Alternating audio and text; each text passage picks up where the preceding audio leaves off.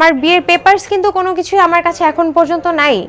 Even আমি জানি না ভাইয়া আসলে ফেক বিয়ে কিনা, বাট আমার কাছে তো একটা একটা কাগজ ছিল সেটা মিডিয়াতে দেখিয়েছে। আমার কাছে কোনো কাগজই নেই। আমার কাছে যে ওর যে মোহরি ওর সাথে থাকে, হোসেন নামের লোকটা, উনি ওকে মাঝে মাঝে ড্রাগটা দেয়, মেয়েটার সাথেও পরিচয় করায় দেয়। তো ওই লোক হচ্ছে কাজী নিয়ে আসছিল বিয়ে পড়ায়। তা আমি কাজীর কোনো ডিটেলও জানি না। 4 মাস যাবত আমি কাজীর ডিটেল চাচ্ছি, উনি কাজীর ডিটেল আমাকে দিচ্ছেন না।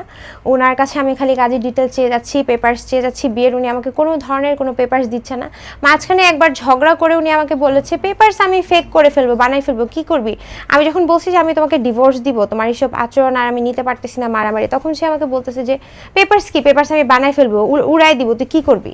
মানে তার এত, আমি আসলে আপনাদের সাথে আমার এখন একটা কোশ্চেন ভাইয়া, তার এত কি পাওয়ার যে সে আসলে এইভাবে থ্রেট দিয়ে এগুলো কন্টিনিউ করে যাচ্ছে, যে মামলা থেকে আটকাতে পারছে না। বিয়ে করলেন মানে ডকুমেন্ট ছাড়া কিভাবে ভাবলেন যে আপনার তার সাথে বিয়ে হয়েছে?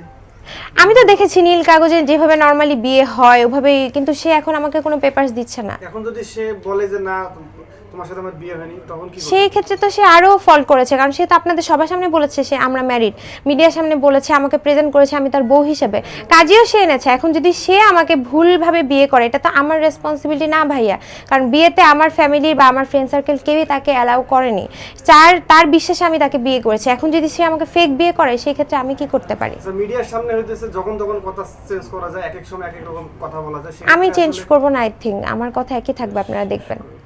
আচ্ছা, বিয়ের যেহেতু কাগজ নেই, সেক্ষেত্রে আপনি যখন মামলা করতে যাবেন, মামলা করতে গেলে আপনি কি ধরনের মামলা দিতে চাচ্ছেন, যেহেতু আপনার কাছে এখন কোনো প্রকার ডকুমেন্টস নাই? আমি ভাইয়া আসলে মামলার ব্যাপারে খুব একটা ওইভাবে অবগতও না, যে বিয়ের ডকুমেন্টস ছাড়া কিভাবে কি মামলা হয়। আমি আসলে আমার ফ্যামিলির সাথে কথা বলে তারপর আমি এই ব্যাপারে সিদ্ধান্ত নিই। বিয়ে ছাড়া লায়লার সাথে একই ছাদের নিচে 4 বছর তারা ছিল, সেখানে সে বলছে যে লায়লা আমার বউ না, সেক্ষেত্রে লায়লা তাকে নারী শিশু নির্যাতন এবং ধর্ষণ মামলা দিয়েছে।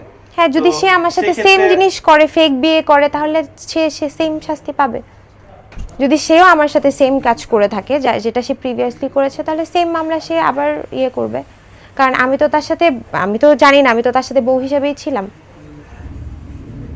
সে আমার সাথে প্রতারণা করেছে, আর মানে এটাই হচ্ছে মূল কথা। আমি তাকে টাকা পয়সা দিয়ে আমার সব সম্বল দিয়ে রাখতে চেয়েছি, এটা দেখে আমি ওকে ক্ষমা করে দিয়েছিলাম।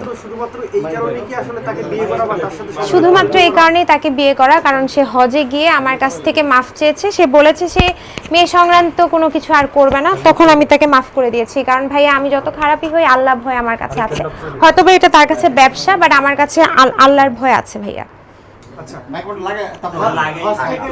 এটা লাগছে।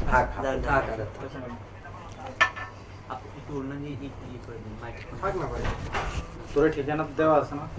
হজ থেকে আসার পর কতদিন সে ভালো ছিল? ভাই হজ থেকে আসার পরে সে বিয়ে পর্যন্ত ভালো ছিল। আরেকটা কথা, সে কিন্তু বিয়ের আগে কখনো আমার গায়ে হাত তুলেনি, এটাও আমি আপনাদের কাছে ক্লিয়ার করতেছি। কারণ সে বুঝতে পেরেছে যে সে যদি বিয়ের আগে হাত তুলে, আমি তো তাকে বিয়ে করব না। সে আমাকে বিয়ের পর থেকেই তার আসল আচরণগুলো দেখানো শুরু করেছে। তোমার বিয়ের পেপারস কোথায়? ও আচ্ছা, আরেকটা কথা,